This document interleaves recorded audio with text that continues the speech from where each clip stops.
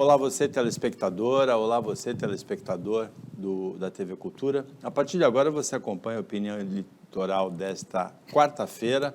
Vão participar comentando as notícias com você a Procuradora-Geral do município de Santos, Renata Arraes, o médico Benjamin Lopes Rodrigues. Benjamin Rodrigues Lopes, eu inverto às vezes os sobrenomes dele. Os dois são espanhóis, né? Com Z no final. Nenhum problema, Chifre Paulo.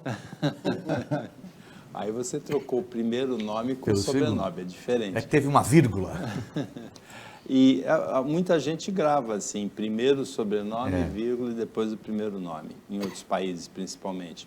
E a gente recebe hoje com muito prazer o empresário da área de contabilidade, José Daniel, que vai começar conversando com a gente sobre prestação de serviços de contabilidade. Tem muitas que são bastante tradicionais, mas tem uma novidade que é a terceirização total, não tem contas a pagar, não tem fluxo de caixa, não tem pagamento de imposto, não tem nada para o empresário que terceiriza esse serviço, é isso? Boa tarde. Boa tarde, é um prazer estar aqui junto com vocês. A nossa finalidade é justamente tirar esse peso das costas do empresário, né? A gente sabe que o dia a dia é super corrido e às vezes falta ali pessoa qualificada, um acompanhamento para poder fazer o contas a pagar, a receber, o fluxo de caixa, trazer demonstrativos, né? Tá certo que as finanças hoje em dia começam em casa, né? Mas a gente procura fazer a parte do empresário, que é trazer um pouquinho dos relatórios, as margens, né? Sabendo se você está tendo lucro, prejuízo. E a gente vive um déficit muito grande de mão de obra e terceirizar é uma forma de tirar essa responsabilidade do empresário, trazendo essa responsabilidade para a gente, né? Então, no Brasil, a parte de contabilidade, pela complexidade do sistema tributário, para uma empresa é difícil, só para uma empresa muito grande que dá para ter isso, né? Porque são muitos impostos, com muitos prazos diferentes. Mas fluxo de caixa e contas a pagar, a maioria das empresas prefere manter sob o próprio controle, né? Exatamente. Antigamente, Paulo, a gente vivia existia uma desconexão entre o financeiro e a parte contábil, né? A gente não pode confundir a parte contábil com o financeiro, apesar de pessoas falarem, mas é bem semelhante, tem uma proximidade muito grande, mas não é. E quando a gente fala de financeiro e contabilidade, são coisas distintas. Só que com essa comunicação entre Receita Federal, entre Estado, entre propriamente Prefeitura, o cruzamento de informações, o financeiro ficou muito próximo da contabilidade, muito próximo da realidade. Então, hoje a gente busca atingir esse foco, que é o controle das despesas. Quando a gente controla a parte financeira, a gente dá a possibilidade para o empresário de decidir o melhor regime de tributação na fonte. Então, eu pego na fonte o que ele tem de despesa, o que ele tem de receita, até a gente estava falando aqui sobre cafezinho, né, e tudo mais, até o simples cafezinho que você tem uma nota fiscal, ele pode ser um grande diferencial no regime de tributação e na economia de impostos. Então, quando você passa a registrar todas as suas despesas, isso vai te ajudar na parte tributária e também ajudar na parte da contabilidade. Então, essa facilidade, ela ajuda bastante e vamos ver se a gente caminha para uma simplificação tributária que pode aí ser um diferencial ainda maior para a questão da gestão da empresa também, na parte tributária. A Renata, quando a gente conversava antes, falou que você prefere o método antigo, né, Renata? Das contas pessoais, né? Olha, eu sou um pouco avessa a mudanças. Eu tenho uma grande dificuldade com mudar, sair daquele meu padrão. Eu me recordo quando eu fui funcionária do Judiciário. O primeiro concurso que eu passei foi de escrevente técnico judiciário. Quando eu ingressei para trabalhar na primeira vara da Fazenda, a gente usava o DOS no computador. E aí, quando mudou para o Windows, eu fiquei desesperada, eu não queria sair do DOS. Eu não queria sair, eu falei, não vou saber mexer. E olha que eu era bem nova, eu era jovem, tinha 20 e poucos anos, e naquela época eu já tinha essa dificuldade. E depois a gente soube que diferença, imagina trabalhar no DOS, mas eu fui bem avessa a essa mudança e tive uma grande dificuldade para me adaptar. E eu continuo assim em relação às minhas contas. Toda vez que um gerente de banco liga, me oferece uma aplicação diferente, eu vou eu pego o que sobra, olho no aplicativo e jogo no CDB. É o máximo que eu faço. Os gerentes me odeiam. E como é que você faz agora? Cada dia tem um aplicativo novo no celular. Olha, eu vou me adaptando ao longo do... Minha filha me ajuda um pouco, eu vou tentando me adaptar e também tenho uma grande dificuldade. Eu tenho conta em 2 bancos. Um mais antigo, que eu já tenho desde a época que eu comecei a trabalhar, já estou plenamente adaptada com ele, e um banco mais recente, quando alterou a folha de pagamento há uns 2, 3 anos da prefeitura. Todo dia que eu recebo, dia 25, eu simplesmente pego do banco mais recente e jogo tudo no mais antigo, porque eu já sei mexer. Embora todo mundo me fale, olha, esse banco aqui é muito melhor do que esse mais antigo que você usa. Mas eu continuo jogando 100% do que eu ganho no mais antigo pela a facilidade que eu tenho justamente com os mecanismos do banco. Benjamin, uma notícia de ontem que muita gente comentou, porque durante os 4 anos do governo Bolsonaro, o próprio Bolsonaro sempre ameaçou veladamente, mas às vezes também claramente, a renovação da concessão da Rede Globo de televisão. Uma rede de televisão ela pode ter 5 emissoras próprias e as outras são afiliadas. E ontem o Bolsonaro, com parecer favorável do Ministério da Comunicação, mandou para o Congresso um decreto de renovação da concessão da Rede Globo. Foi engraçado ver no Jornal Nacional a maneira como a apresentadora, o olho dela, a maneira como ela apresentou essa notícia ontem, Benjamin. Boa tarde. Boa tarde. Eu só preciso comentar a notícia anterior por um motivo muito importante. Eu sei qual é o banco novo dela, porque eu também sou funcionário da prefeitura. Mas, assim, Zé, eu tenho um outro mecanismo de administrar o dinheiro. Eu casei com uma capricorniana maravilhosa. Então, eu já fiz isso, eu terceirizei tudo. Ela faz as contas a pagar, as contas a receber. Então, ela que toma conta para mim, para um aquariano que às vezes está avoado. E eu entendo que ter um contador de confiança, principalmente para quem é um jovem empreendedor, para quem está perdido no mundo das ideias, ter seu dia a dia tranquilo faz toda a diferença. O grande problema nas contabilidades, a história que a gente escuta, é a confiabilidade. É saber que você está em grandes mãos. Isto vale para a política nacional. Eu tenho muito medo de como que nós veremos no YouTube ou no aplicativo que for do momento daqui a alguns anos, este momento que nós vivemos. O que foram esses 4 anos? O que vai sobrar deste presidente que desidrata?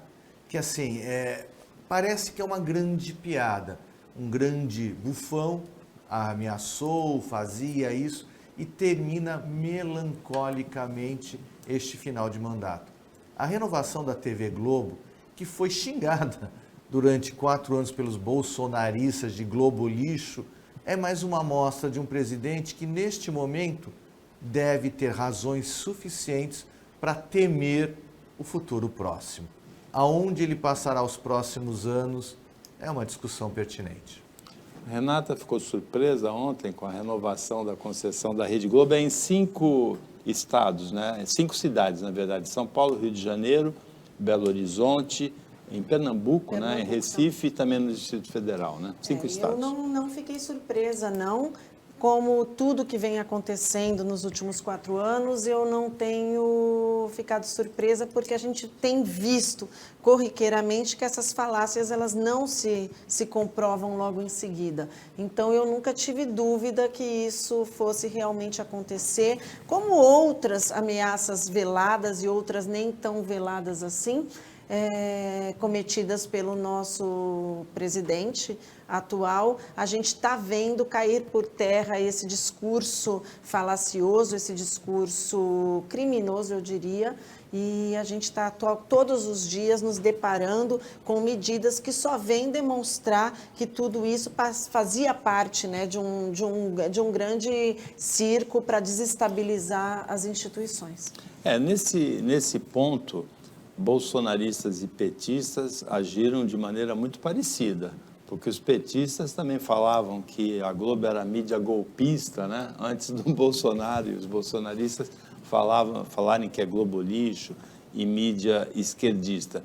Eu conheço jornalistas que trabalham na Rede Globo e recebem todos os anos o PLR, a participação nos lucros e resultados. Então, na prática você vê que aquela história de prejuízo, de dívida, que é tudo uma bobajada, né? Você ficou surpreso com a renovação da concessão, José Daniel? Olha, eu não, assim, as surpresas para mim caíram por terra no governo desde quando o PGR lá foi escolhido pelo Bolsonaro. Então, para mim para mim já era de se esperar que seria a mesma coisa, né? Então, o que o Bolsonaro fez assim, causa um certo impacto, né?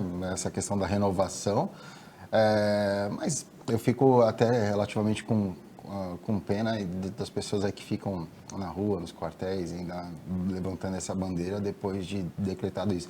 E vai muito de encontro com o que o doutor acabou falando em relação aos próximos 4 anos. Eu acho que ele já está premeditando para tentar ali dar uma... Né? Porque o poder da mídia ele é muito forte quando é direcionado, né? E ele, logicamente, ele já está prevendo. Ele sabia, obviamente, que isso ia acontecer naturalmente no próximo governo. Ele se antecipou para tentar livrar um pouquinho a barra dele. Mas, para mim, hoje, entre os dois, eu acho que é tudo a mesma coisa, não existe distinção. Na verdade, essa renovação, esse decreto do Bolsonaro é só uma formalidade. O Ministério da Comunicação disse que estavam de acordo, estavam ok as condições para renovação, não só das 5 concessões da Rede Globo, mas também Bandeirantes em Minas Gerais, né, a Record também em São Paulo. E no mesmo dia, e aí quem decide isso é até o Congresso, não é a Presidência da República, coisa que a gente também já tinha dito algumas vezes aqui no Opinião Litoral. E no mesmo dia, Benjamin, em que foram renovadas as concessões da Bandeirantes, da Record e da Globo, foi exonerado do Ministério da Comunicação o Fábio Faria, que exerceu esse cargo aí nessa última parte do governo Bolsonaro, na segunda metade, e que é genro do Silvio Santos, do SBT, né? O Bolsonaro faz um processo de demitir algumas pessoas nos últimos dias. E não era necessário nomear outras, né? Não era necessário poder ficar até o último dia. Mas o truque é esse, você demite e nomeia outro e eles dividem o salário. Os dois receberão o salário. Na Polícia Rodoviária Federal, o superintendente, que é acusado de diversos problemas durante as eleições, também passou por esse processo. É triste. Se for apenas para que as pessoas ganhem 2 salários, é uma vergonha. Renata. É exatamente isso. A gente vê que nada ali é feito sem se pensar na causa e consequência, né? Aquilo que você vai ter logo em seguida. Você falou anteriormente, Paulo, a respeito desses mecanismos muito parecidos utilizados. A gente fala muito em PT e bolsonaristas, né? A gente sempre viu, aí só vou pontuar uma coisinha que eu noto de diferença.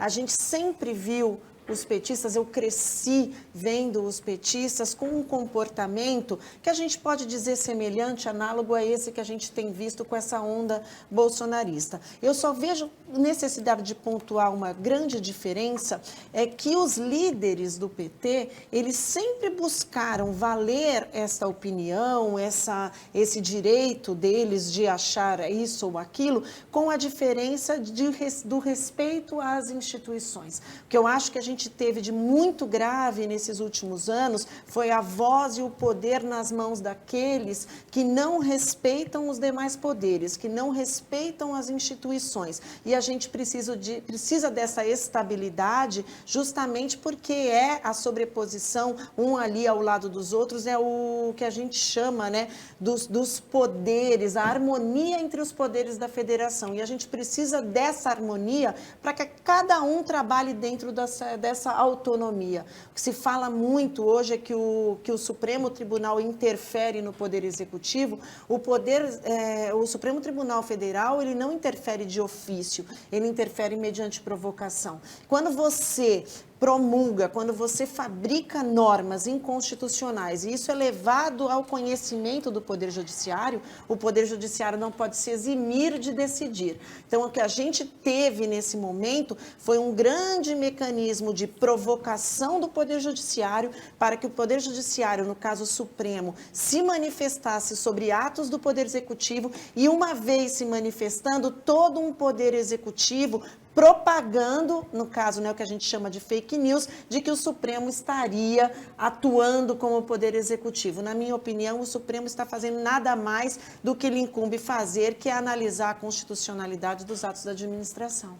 Aqui a gente sempre procurou deixar claro que decisões do Supremo não brotam do Supremo, elas nascem a pedido da Procuradoria-Geral da República, geralmente, que é o Ministério Público ou de Federal, qualquer né? outro legitimado que possa ingressar com alguma ação, algum pedido questionando. Como foi do senador Randolfo Rodrigues sobre teto de gastos, ficar fora do teto de gastos as despesas com Bolsa Família. Quem acionou o Supremo foi o Randolfo Rodrigues, não foi uma decisão que brotou do Supremo.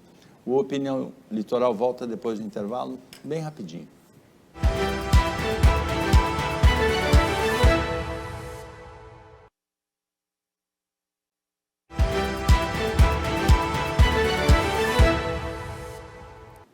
Voltando com a Opinião Litoral, nesta terça-feira participam o empresário da área de contabilidade José Daniel, nosso convidado, e como comentaristas a Renata Arraes, procuradora-geral do município de Santos, e o médico Benjamin Rodrigues Lopes, nessa ordem, Benjamin Rodrigues Lopes. Benjamin, ontem a Câmara aprovou em primeira votação a PEC Fura-Teto, né, que ficou apelidada PEC Fura-Teto. Essa votação ficou um pouco esvaziada por uma decisão do ministro Gilmar Mendes no dia anterior do Supremo, permitindo que o Bolsa Família ficasse fora do teto de gastos, uma decisão judicial do Supremo. Mas, em todo caso, a Câmara aprovou em primeira votação, retomou a votação hoje, está nesse momento discutindo, vai ter que voltar para o Senado porque os deputados mudaram o que foi aprovado no Senado. Na verdade, a gente não consegue ficar feliz por uma notícia que nós vamos gastar além do que arrecada. Quando você fura o teto, é mais ou menos isso, você planeja uma certa quantidade de dinheiro. O problema é que esse projeto lá atrás do teto é um projeto que era fadado a dar erro. Você não consegue congelar os seus gastos durante 20 anos se você tem uma inflação de pelo menos 10% ao ano. Em algum momento você teria problemas quanto a isso. Segundo grande problema é porque esqueceram que as pessoas estão morrendo de fome e fizeram auxílio emergencial até 31 de dezembro. Dia 1º, as pessoas ficariam sem ter a sua ajuda emergencial. Essa discussão toda causa um desgaste ao futuro presidente, que foi obrigado a interferir, a conversar, a dialogar antes de assumir a presidência da República. Nós vivemos hoje um vácuo de poder. Política, não existe buraco vazio. O atual presidente parou de conversar, parou de falar. Coincidentemente, a sua popularidade melhorou. Parece que quando ele parou de falar, a avaliação é melhor. O novo, o futuro presidente, tem que discutir isso. Acho que essa medida tampão de apenas por um ano está correta. Nós temos aqui hoje um contador que vai dizer isso mesmo. A gente tem que se preparar para gastar aquilo que arrecada. E tem que se preparar para dizer aonde quer gastar o dinheiro. Efetivamente, qual é a opção deste país? A opção é investir no social, é fazer com que a gente recupere o que a pandemia causou de destruição, as perdas dos empregos, as firmas que quebraram, as pessoas que durante 2 anos não tiveram subsistência. Acho que a gente tem um grande momento no começo desse futuro mandato de rediscutir prioridades. Era disso que você falava, Renata, porque a decisão do Supremo interferiu numa questão que era uma relação do Executivo com o Legislativo, né? Na verdade, todo projeto de lei, emenda, qualquer ato normativo que a gente chama, ele precisa indicar a fonte de custeio para aquela despesa. Então, isso eu vou dar um exemplo do que acontece muito paralelamente aqui na Prefeitura de Santos. Determinados vereadores ingressam com um determinado projeto de lei, interferindo na competência privativa do chefe do Poder Executivo e criando programas, projetos, sem indicar a fonte de custeio. Isso chega para a gente lá na Procuradoria para a gente opinar pela sanção ou pelo veto. Muitas vezes o conteúdo, o mérito do projeto é muito benéfico. Não é que a gente não concorde com ele, que isso não traga benefício para a população. Só que o projeto não indica a fonte de custeio. Então, isso já aconteceu quando houve o projeto de lei, por exemplo, da pobreza menstrual. Todos os anos acontece com a tarifa do ônibus que querem melhorar a isenção para os de 60 anos. Isso não pode partir, muitas vezes, de um vereador que simplesmente diz que a tarifa não vai ser mais isentos acima de 65 e 60 anos, se você não diz da onde que o Poder Executivo vai tirar o dinheiro para custear essa nova despesa. Porque quando você cria isenção para a população, você aumenta a despesa para o Executivo em relação à empresa permissionária do Serviço Público de Transporte Coletivo. Então, é mais ou menos esse raciocínio que o Supremo Tribunal Federal enfrentou com a PEC do piso da enfermagem. Você cria uma despesa que, a nível nacional, estados e municípios, ela é imensa, ela atinge diretamente também o setor privado e você não diz da onde vem o dinheiro. Então, não é simplesmente dizer o Supremo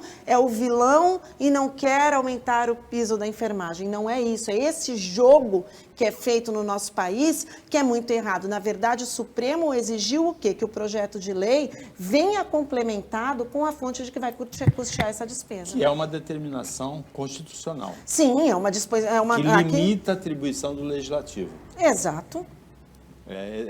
Esse caso é de finanças públicas e particulares empresariais também, porque o Senado aprovou a PEC que institui o piso salarial para técnicos de enfermagem, parteiros, enfermeiros, né? E essa PEC que viabiliza toca exatamente no ponto que a Renata abordou. Diz de onde vai vir o recurso para esse pagamento na União. Sim. De superávit das contas, da arrecadação dos fundos públicos. Se houver superávit, se não houver, de onde que vem, né? E aí também aponta uma fragilidade da legislação do teto de gastos, porque a legislação do teto de gastos colocava no limbo esse superávit quando ele acontece. Você só pode gastar o limite da inflação, a inflação acima do orçamento anterior. Se houver superávit, para onde vai o dinheiro? Exatamente. Eu acho que essa questão da responsabilidade, a gente entra no mérito de questão de responsabilidade fiscal, que esse é o maior entrave, acho que é o maior problema político. Quando a gente falando até do texto, eu vou falar de dois exemplos, né? A questão da aprovação da legislação em relação à parte do piso salarial das enfermeiras e dos técnicos, né, de enfermagem. Isso onera muito as empresas, né? Então você vai ter um efeito cascata muito grande. Eu tenho clientes que são da área de saúde e vão sofrer impacto muito grande com essa questão das enfermeiras. E aí a gente vai falar da questão de regime de CLT, onde a gente vai mudar, vai começar a ver do que eu acredito, né? Que há uma debandada para pejotização, que isso é muito ruim em termos de CLT, em termos de encargos trabalhistas. Então já há um movimento muito forte nesse sentido, onde você vai, para reduzir o custo dos encargos e compensar esse reajuste, você vai ter um efeito manada de pejotização que já está acontecendo, né? Já tem algumas consultas nesse sentido. E o que a Renata estava falando em relação à parte da responsabilidade do Supremo ser manifestado, é meio dúbio a gente falar sobre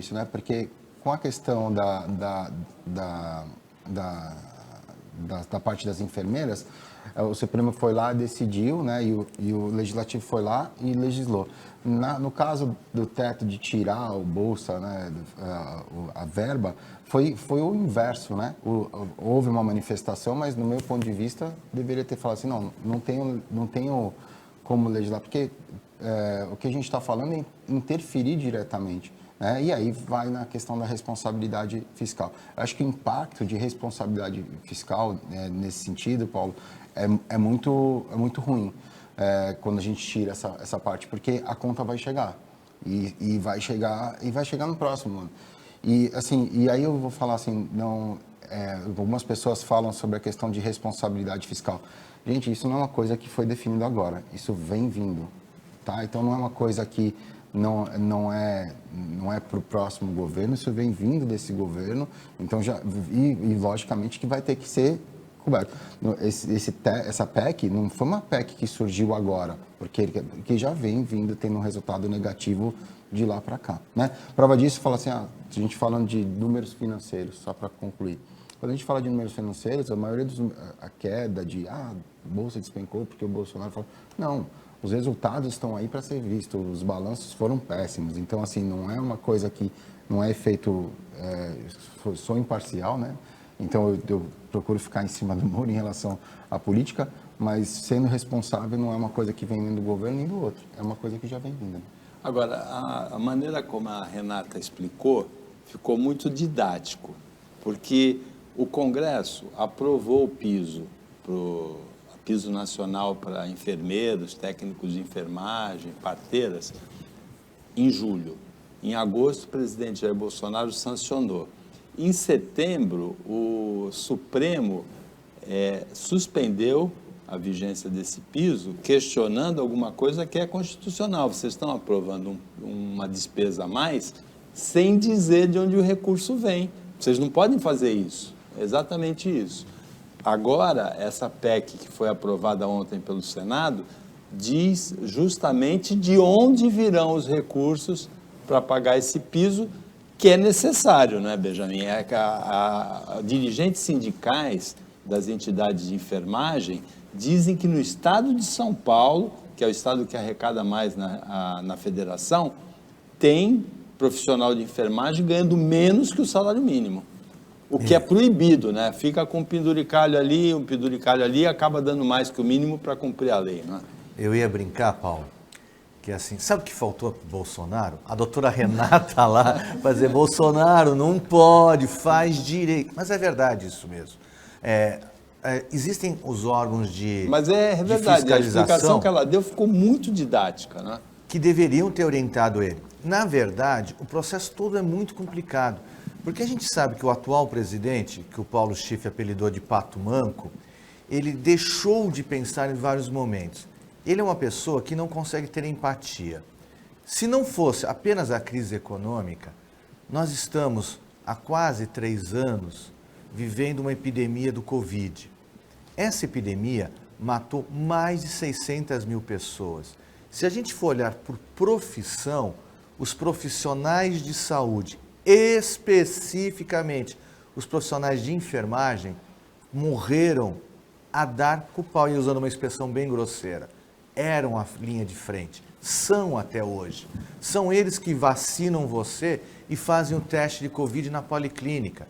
São eles que todos os dias estão dando a cara para pegar novamente o vírus. Nas policlínicas em que eu trabalho, todos os profissionais de saúde, enfermeiros, técnicos e auxiliares, pegaram novamente o Covid nessa última surto da epidemia. É justo que eles recebam um salário codinho. Quando eu fui secretário de saúde, eu fui o único secretário até agora que deu as 30 horas de trabalho para o pessoal da enfermagem. Este piso salarial é uma contramedida justa, mas tem que ser legal, tem que ser bem feito, tem que ser juridicamente perfeito. O deputado Padilha é um dos que brigam por este piso nacional. E acho que agora o Congresso faz o trabalho que, infelizmente, o jurídico da República e o presidente ausente não fez. Justiça já para os trabalhadores de saúde. E olha, nós somos os últimos profissionais que usamos máscaras todos os dias. Vocês não conseguem imaginar como cansa, como faz falta de ar no final do dia, como a gente sai pesado do serviço.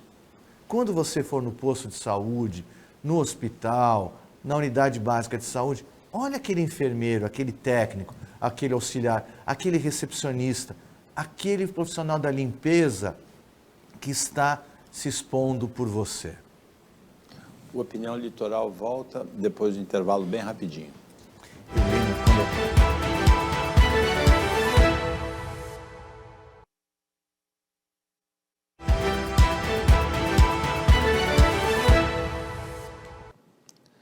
Voltando com a Opinião Litoral desta quarta-feira, Benjamin Rodrigues Lopes, Renata Reis comentam as notícias com você. A gente tem como convidado o empresário de contabilidade José Daniel. Está fora da pauta, mas a produção certamente tem algumas imagens da impressionante festa argentina. Ontem, o país recebeu os tricampeões mundiais, né, que conquistaram o título no domingo. 5 milhões de pessoas foram às ruas em Buenos Aires. Teve gente caindo de árvore, teve gente caindo de poste, teve gente escalando o obelisco, teve até problemas, houve até problemas em Buenos Aires em função dessa festa. E a minha curiosidade, Benjamin, é saber se o presidente Jair Bolsonaro também daria feriado no Brasil para receber a seleção se fosse tricampeão mundial. O que você acha? Só se o Neymar fizesse os 3 gols na final. Eu acho que assim, desculpa, você me pediu para comentar a festa da Argentina, está além dos meus limites de tranquilidade. A tua camisa é bem parecida, né, com a da seleção argentina, né? E também é blue dos franceses. A gente brincou bastante isso, mas assim, a gente chama carinhosamente os argentinos de los hermanos. É um povo sofrido, é um povo que jogou com brio. Eu acho que foi uma final, eu não vi, eu dormi durante a final, literalmente. Eu acordei no último minuto da prorrogação. Mas assim, é gostoso de ver quando você luta com vontade, com determinação, algo que a gente não enxerga na nossa seleção. Eu não consigo ver o Messi comemorando, feliz. Tem uma imagem, Paulo, que é horrorosa, ele dormindo abraçado com a taça no voo de volta. A felicidade do menino que realiza seu sonho. Parabéns a eles. Pena que a gente teve um tropeço muito antes. Talvez seja um fim de uma época essa que marque. Vamos voltar. E a gente fala que agora a Argentina se iguala ao São Paulo sendo tricampeão mundial. Agora, Renata, na semana passada circularam alguns memes no dia que a Argentina jogou com a Croácia na semifinal, o Brasil estaria ali se não tivesse sido eliminado, e tinha gente dizendo assim, eu vou assistir, eu vou beber, para mim, hoje não vou trabalhar nessa hora, não tenho culpa do erro dos outros. Olha, o jogo eu torci para a Argentina na final. No meu coração mandou que eu torcesse para a Argentina. Eu fico recebendo várias mensagens do pessoal dizendo que eles queimaram a bandeira do Brasil ontem. Olha como é que eles são, mas não são todos que são assim, não. Eu acho que a gente tem que estar feliz da taça estar aqui conosco, né, na América Latina, e tirar um pouco desse monopólio europeu. Eu também torci para a Argentina, Daniel. Torci para a Argentina. Eu fui assistir o jogo num bar, e aí achei estranho, porque cada gol que saía gol da Argentina, o pessoal comemorava. Saía gol da França, o pessoal comemorava também. Eu não consegui definir, mas eu torci para a Argentina. Eu sou do pensamento da Renata, eu acho que traz o título para a Sul-Americana. E calamos a boca do Mbappé lá, né, que falou que futebol sul-americano estava no outro patamar, né? Ele acertou no patamar, ele só errou qual que era o patamar. Ficou no patamar, na verdade, na final ficou empatado, né? A decisão foi para os pênaltis, foi um jogo maravilhoso que o Benjamin perdeu, porque dormiu, né? Para a Argentina e França, a final da Copa do Mundo. Eu quero deixar claro que eu sou marroquino desde criancinha. A greve dos pilotos e comissários de bordo chegou hoje ao 3º dia, uma greve diferente. Entre 6 e 8 da manhã essa greve. Eu não sei como que juridicamente se explica isso, mas essas 2 horas em que os pilotos e os comissários de bordo não trabalham, ela afeta duramente, porque ela atrasa os voos, ela afeta duramente a rotina dos aeroportos. No momento, normalmente pilotos escolhem essa época mesmo. Eu lembro de quando foi a Copa da França, os pilotos franceses fizeram um mês antes, fizeram a greve, né? Porque aí o governo está com uma espada no pescoço para negociar. Muita gente viaja nessa época de final de ano para encontrar a família, para passar o Natal, e os pilotos e comissários de bordo escolheram essa época para fazer a greve, Renata. E eu não atuo nessa área, direito do trabalho. Eu sempre falo que direito do trabalho é um mundo à parte. Para quem estuda direito, é uma justiça totalmente fora dos padrões da justiça comum, e tem as peculiaridades lá da Justiça do Trabalho. Mas, de qualquer sorte, a gente sabe que toda greve, em qualquer setor que seja, devem ser mantidos os serviços necessários para atender a essencialidade da população que é usuária desse serviço. Eu imagino que as empresas já devem ter ingressado com as medidas cabíveis para fins de julgar regular ou irregular a greve, e também para que o Poder Judiciário, olha aí o Poder Judiciário de novo, se manifeste e determine os percentuais necessários de manutenção do serviço para que essa greve seja julgada legal. Do contrário, a categoria sofre bastante, alguns reveses e algumas consequências graves quando a greve é julgada irregular. Dentro desse cenário todo, nessa briga, né, numa linguagem coloquial, entre empregador e empregado, quem sofre mais realmente é o usuário do serviço, aquele que provavelmente passou aí o ano inteiro esperando para encontrar sua família e para poder passar essas datas com as suas famílias. As viagens, principalmente, a gente sabe que para o Nordeste, nesta época do ano, para quem vai fazer turismo, são caríssimas, então os prejuízos para a população são muito grandes. A gente espera que essas medidas sejam adotadas rapidamente, que o Poder Judiciário se manifeste para que essa greve, se for continuar, continue dentro de um percentual que possa não prejudicar tanto a população que usa o serviço. Porque tem menos de 10%, né, do período de trabalho, mas é muito estratégico, né? Porque quem comprou passagem para esses dias deve estar muito assustado, né, Benjamin? Olha, Paulo, eu, por formação política, sou totalmente a favor do direito de greve, mas também sou a favor da inteligência na greve. Acho que a gente não tem o direito de prejudicar o usuário de nenhum momento. A briga entre o empregado e o patrão é uma briga dos dois. Eu acho que a gente precisa ter inteligência. Eu sempre discuti, por exemplo, a greve no transporte público, tranquilo, não pare o transporte público, não cobre a passagem. Deixe circular um ônibus, onere o dono da empresa. A greve no transporte aeroviário, ela é escolhida por este momento porque o dissídio é em dezembro. Mas olha, não dá para fazer isso, as pessoas compraram a passagem, o dono da companhia já vendeu, já recebeu o seu ticket, ele não é prejudicado. Avise um mês antes que você vai entrar em greve.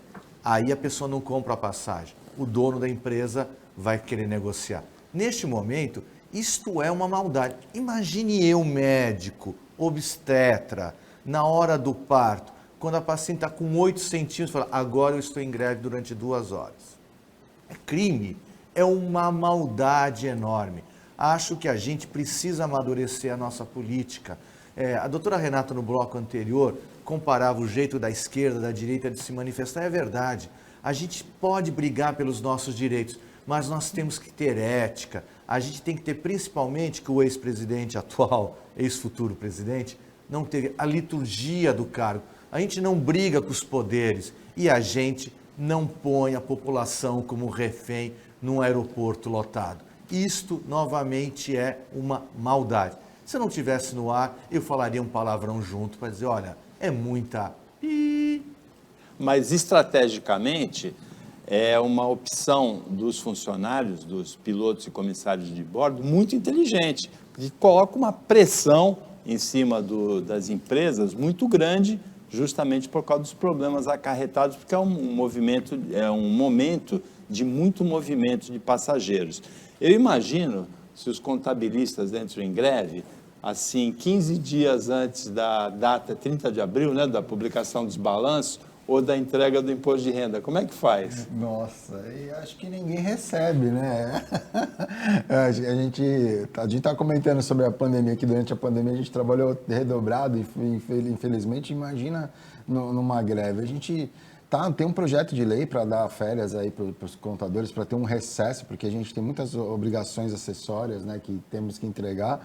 Mas acho que a gente tira a greve aí, infelizmente, acho que acaba parando tudo, né? Para arrecadação, né? E a data de publicação de balanço é 30 de abril, né? Na verdade, o fechamento do exercício é de cada final de ano, né? De 30 de dezembro, mas a publicação é até o dia 30 de abril. E a entrega do imposto de renda também, né? O imposto de renda até o dia 30. Eu vou conversar com os sindicatos. Vocês querem fazer greve? Faz no começo de abril essa greve. A né? época de imposto de renda pessoa física, olha, não seria uma má ideia não, né? Seria uma folga ali para os contadores. Mas as empresas certamente não conseguiriam cumprir os compromissos, né? Não conseguiria com certeza, porque a gente acaba travando muito a questão da entrega, dos pagamentos, né? E atrapalha todo o fluxo daquelas empresas que já estão acostumadas. Então a gente acaba... As prorrogações de prazo, você vê que é interessante, as prorrogações de prazo, quando for ver a prorrogação de prazo do Simples, né? Teve muita empresa que acabou, de vez de trabalhar aí a gente fala da parte financeira, né? Fazer um planejamento para poder pagar aquelas parcelas mais para frente, acabou que amontou tudo e não conseguiu, teve que parcelar. Mas acaba prejudicando todo o planejamento da empresa, com certeza. O verão no Hemisfério Sul começa hoje, às 18 horas e 48 minutos, 12 minutos antes das 7 da noite. Começa com chuva, com frio, um mês de dezembro estranho, atípico, e esse verão começa estranho também. Começam também duas operações que têm o nome de verão. A Operação Verão nas travessias litorâneas, são 8 travessias de balsas, a mais importante, a mais movimentada, é entre Santos e Guarujá. Todas são importantes. A que tem maior movimento de veículos é entre Santos e Guarujá, que até hoje não tem uma ligação seca entre as duas cidades. Mas são 8 ao todo aqui no litoral, travessias de balsas. E começa a Operação Verão também na segurança. A Baixada Santista tem os municípios todos com características turísticas, com talvez exceção de Cubatão, e tem um número a população flutuante é muito grande nessa época do verão, veraneio, então o aumento do efetivo da polícia nas 9 cidades da Baixada vai ser de 2.400 policiais. E tem uma notícia especial para a Renata comentar, que é o seguinte: uma mulher de 55 anos, Renata, ela cansou de esperar pelo ex, que não queria casar com ela, que demorou, que adiou. Tem muita gente, tem muito telespectador, inclusive, nessa situação, né? E ela decidiu casar com ela mesma. Como que é isso, Renata? Olha lá. Olha, sinceramente, não sei, né? É um gesto simbólico que eu não vejo respaldo legislativo, né, para isso. Mas a gente vê tantas coisas, desde as novelas até a vida real. Não é a primeira notícia parecida com essa, né? Tem gente que casa com um boneco. Outro dia teve uma notícia parecida com alguém que casou com um boneco, tinha mandado fazer o boneco e, inclusive, a família estava conversando com o boneco para ela ficar com... Tem, se não me engano, também um filme ou uma série que é exatamente esse o tema, de ela se casa com um boneco e toda a família começa, eu esqueci o nome desse filme agora, que é toda a família começa a dialogar para poder inserir o boneco naquela família. Mas é o que a gente vê hoje em dia, as pessoas gostam... Eu não sei se a palavra certa é lacrar, né? Todo mundo quer lacrar, todo mundo quer, de alguma forma, ganhar notoriedade, conhecimento nas redes sociais, e essa é só mais uma, que daqui a uns dias todo mundo esquece. Agora, Benjamin, o comentarista da Jovem Pan, Antônio Carlos Silva Gonçalves, que é o presidente da CET de Santos, o FIFI, ele colocou uma questão muito interessante nesse caso. Ele falou, tá bom, ela está casando com ela mesma. E se ela quiser separar depois, como é que faz? Não, eu imagino a DR, a famosa DR à noite, como é que ela discute no espelho, isso? Aí no espelho, né? É esquizofrênico, né? Talvez seja um transtorno de múltiplas personalidades. Eu acho que a gente está brincando aqui, mas é um momento triste. O Bauman, um filósofo importante do final do milênio passado e comecinho desse, ele fala sobre as relações líquidas, amor líquido, como a gente vive hoje uma deteriorização dos compromissos afetivos. Antigamente a gente casava, vivia a vida inteira, fazia um núcleo familiar. Mudou, hoje são outras relações. Hoje a gente discute muito casamento entre pessoas do mesmo sexo, discutimos hoje, inclusive, que os casamentos não são mais apenas entre duas pessoas, então aí os trissais. A gente discute tudo, mas discutir o casamento de uma pessoa consigo mesmo é perder um pouco da riqueza da experiência humana do conviver. O gostoso num casamento, sexo é importante, filhos são importantes, aquisição de patrimônio é importante, mas a experiência, a riqueza de você conviver com alguém que não é você, que traz outros olhares, que traz outras experiências, é isso que complementa a gente. Espero que a lacração dessa mulher sirva para a gente refletir um pouco e falar o que está faltando. E justamente numa época que é o Natal. Natal é o encontro da família. Eu imagino o meu amigo secreto dela com ela mesma. Olha, tirei você. Não, eu que tirei. Que pena. E isso afeta também o José Daniel, porque pode fazer uma declaração conjunta depois. Pode declarar como dependente? Ela vai precisar de 2 CPFs, ela só tem um, então não tem como. Vocês estão falando só da mulher, mas vocês estão sendo injustos. E o rapaz, e o ex, como é que fica a situação dele? Devem estar zoando ele hoje, né? Quem conhece... Ele vai ficar com quem agora? Ele pode pedir danos morais pela exposição? Será que pode? Deve ter bullying, né? Se ela casou com ela mesma, ele ficou como? Solteiro com ele mesmo, é isso? Então... ou então já usou a regra 3, né? A regra da substituição, né? Que tem até uma música do Vinícius de Moraes e do Toquinho. Chegamos ao final do Opinião Litoral desta quarta-feira, agradecendo a participação da Renata Reis, do Benjamin Rodrigues Lopes, do José Daniel, trabalho da equipe técnica e de jornalismo do Sistema Costa Norte, e agradecendo a você que acompanhou a gente em mais essa edição. Até amanhã, nesse mesmo horário de 15 para 1, pouco depois da meia-noite na reapresentação, e uma ótima quarta-feira para você que você merece.